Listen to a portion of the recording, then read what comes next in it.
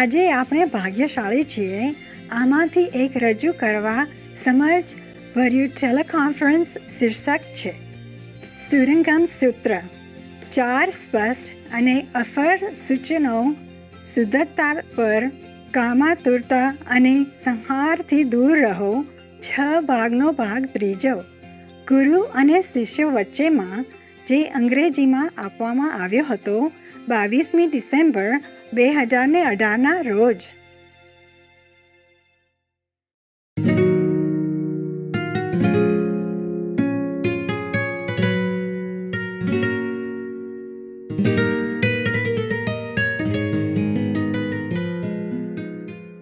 So now, Ananda continues. World honor one. Those living beings will gradually drift away from the Buddha. And there will be as many deviant teachers, I mean they go away from the path. They're not going straight, not the true teacher. As many deviant teachers propounding their methods as there are sands in the Ganges. Wow. No wonder I have only 10,000 people here. We have to share with so many, as many as Ganges sands teachers. Whoa.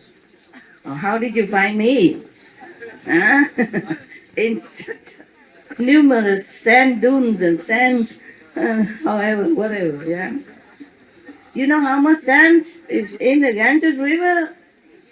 Or on the beach of the Ganges River, you know how much? I don't know. I don't know. I don't think you can ever count. So many as, false teacher in this world. So difficult to, go to the right one, huh? Difficult, yeah. Especially when you're not yet enlightened. You don't know what is wrong, what is right, okay? So I'm telling you from the Buddha, he's been honored, since 2,000 plus years, so he cannot go wrong. Jesus also. So now he say that so many deviant teachers, yes, as there are sands in the Ganges. The Ganges River, yeah? Okay. I want to enable those beings to collect their thoughts and enter Samadhi. You want to help other beings. So how can I cause them to reside peacefully in Bodhimanda, in the determination to follow the Buddha teaching, to become a Buddha, okay? To elevate yourself into sainthood. So that's a Bodhimanda. Far from the exploits of demons and be irreversible in their resolve for Bodhi means for enlightenment, okay? You want to help people in the future. How is he going to do that? He said he wants to. Because the people will be distracted, or sidetracked and following false teaching. And it is very difficult for them then to be steadfast on the enlightening road, and position. So at that time, the world-honored one praised Ananda in front of the whole assembly, saying, "Good, good indeed. How good it is that you have asked how to establish a Bodhimanda and to rescue and protect living beings who are sunk in the morass of the final age. Listen well now, and I will tell you." So Ananda and the great assembly agreed to uphold the teaching. It means whatever the Buddha tell them, they will uphold. They will listen and uphold. So the Buddha told Ananda, "You constantly hear me explain in the Vinaya that there are 3 unalterable aspects to cultivation. Right. That is, collecting one's thought constitutes to the precept. It means you have to keep the precept. Okay, that's number 1. And then because from the precept becomes samadhi, it means you be established in tranquility, in the non-reversible, enlightened state of being. That is samadhi. Not just when you sit cross-legged and your soul leaves your body, go to the high heaven. It's not just that, okay? It is your establishment in the enlightening state of being and non-reversible, okay? Well, according to my humble opinion. My Buddha didn't say that, I say that. So if it's wrong, don't blame the Buddha. I told you I can talk a lot. There was a joke I told you before, no? There was a priest in the church, he can talk a lot. So then, one day he apologized to his congregation because he realized that he talked a lot. Oh, he said, oh, sorry, I forgot my watch at home. You know, meaning he talked a lot, he didn't realize how many hours passed. So one of his congregation men said, there's a calendar behind you.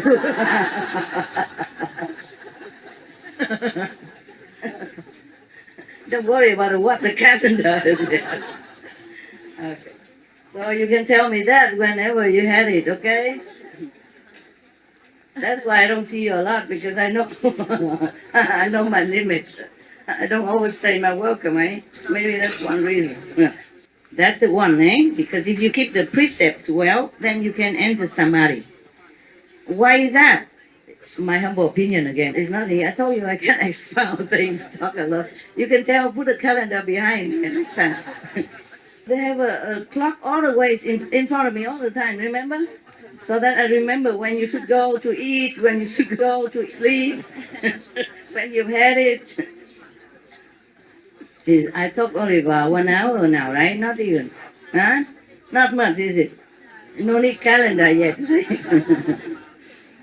Okay. Then why is that? If you keep the precept, then you can be more established, more stationary in your enlightenment, in your enlightened state of beings. Why is that? Anybody know? Because it all takes your energy away. It all distracts you.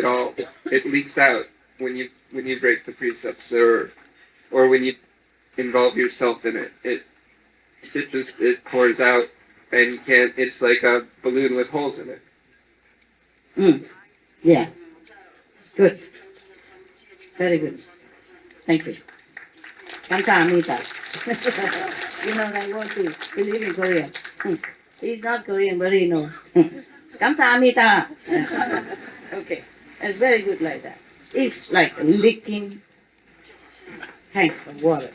It's like a whole holy balloon. Holy balloon. Has a hole in it. God, slowly the air will come down. Yes. But you are not protected. You see, the precepts are for your protection. Yeah. The precept is the thing you should not do. It actually should not be a precept, because it should be a nature of your being, of a noble being. Yeah. So of course, if you are a noble being, then you respect everyone as yourself. So how are you going to harm somebody else? Because that's like harming yourself. Right? We are all one. Then, or if you love someone so much, if you love other people, if you have compassion, then you could not harm others people. If you do, that means you have no compassion. Or very little, or less. Okay? Then of course, you cannot enter samadhi. That's one. And if you steal from somebody else, then of course, then you also don't treat others the way you like to be treated. Yeah? Or if you tell lies, something like that. That means you're lying to yourself. You don't respect the person that he has intelligence at all. That's why you lie. Okay? Then you also not good. Actually, the Buddha will talk more about this kind of precept afterward. Okay? So I don't want to go ahead to spoil the fun. Okay.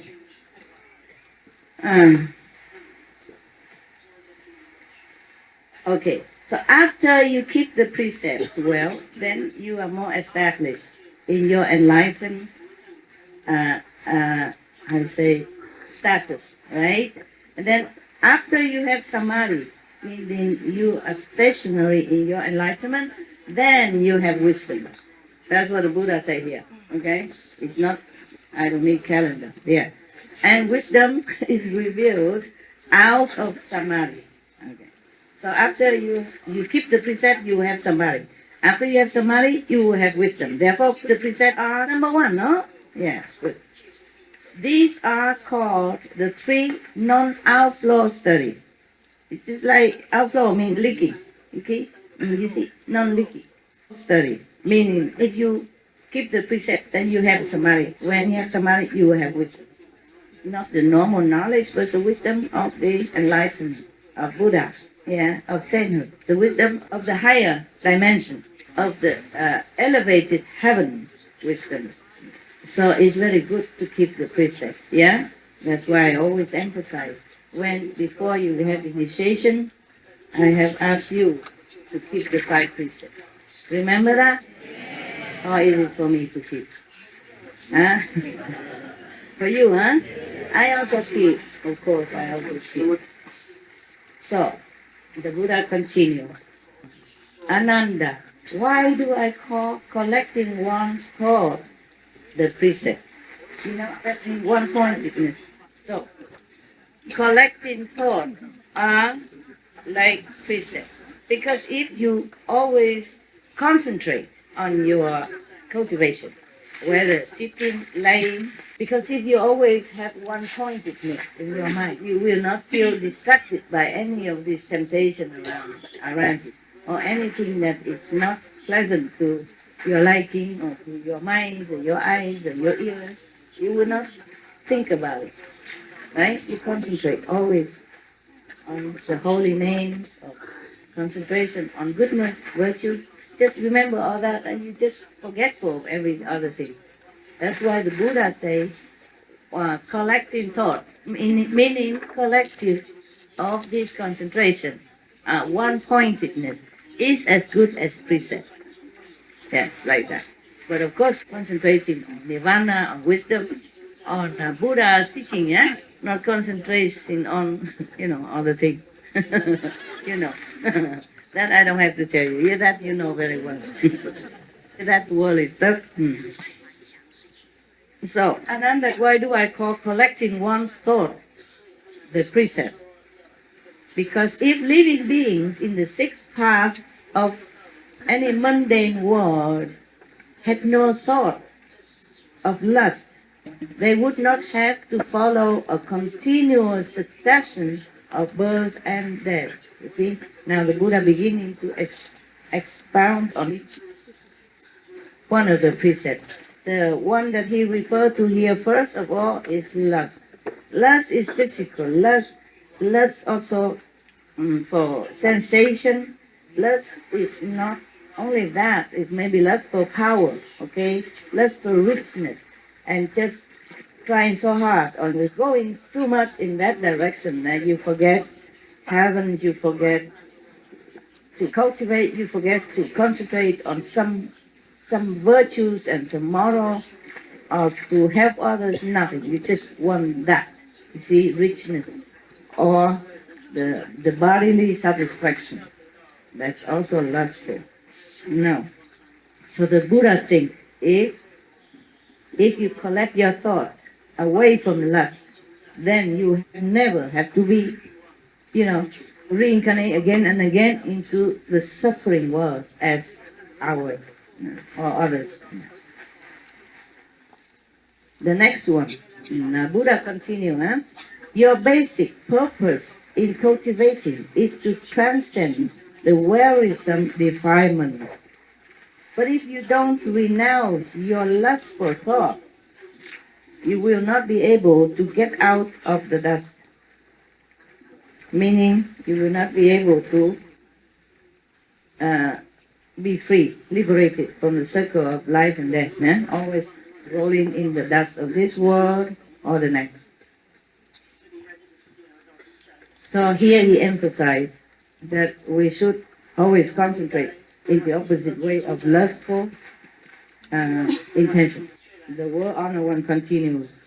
Even though one may have some wisdom, even if you have lustful thought, okay, and you meditate and you have samadhi, or you have some samadhi, or you have some cultivation. But, and then you have some fruit out of that. So the Buddha say, even though, with lustful thought, even though one may have some wisdom and the manifestation of Chan Samadhi, you can probably stay in Samadhi for some time, if you meditate. And even if with lustful thought, you might still gain some wisdom and Samadhi. But if one does not cut off lust, one is certain to enter demonic path. Oh, scary. Okay. At best, one will be a demon king. Powerful. Really, demon king is not normal king, huh? Very powerful. A lot of magical power, a lot of retinue, a lot of moving mountain and earth. Oh, he can do a lot of things. But demon king is not a joke. Very powerful being. Okay. So, but that is not Buddhahood, you see. So he say, if you have lustful thought and you don't cut it off, you don't try to control it, then the best you would be is a demon king, not Buddha, not Bodhisattva, not a saint. Buddha said, not me, don't look at the calendar. This is what he said. I read it. So at best one will be a demon king on the average. If it's best a demon king, averagely one will be in the retinue of demons. The demons subordinate. At the lowest level, one will be a female demon. Huh? Even in a demon world, they have races. Huh? So the worst is a female demon. I don't know what's the difference between a female and a male demon. I really don't know. These demons have their groups of disciples even. Wow. See that? It says of himself that he has accomplished the unsurpassed way, meaning the highest method, the highest, they already became a master of enlightenment somewhat, and all of them proclaim like that. These are the disciples of the demon king. Not just a demon king, but even this female demon, he didn't say only a demon king. That means that all the demons will have disciples, and they also claim all of them became Buddha already, something like that. Okay, continue. Buddha.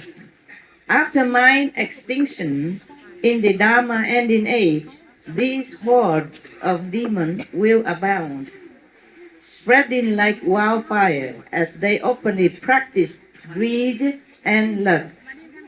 Claiming to be good knowing advisors, they will cause living beings to fall into the pit of physical love and views and lose the way to Buddha.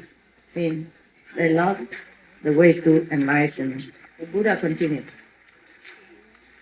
When you teach people in the world to cultivate samadhi, they must first of all sever the mind of lust.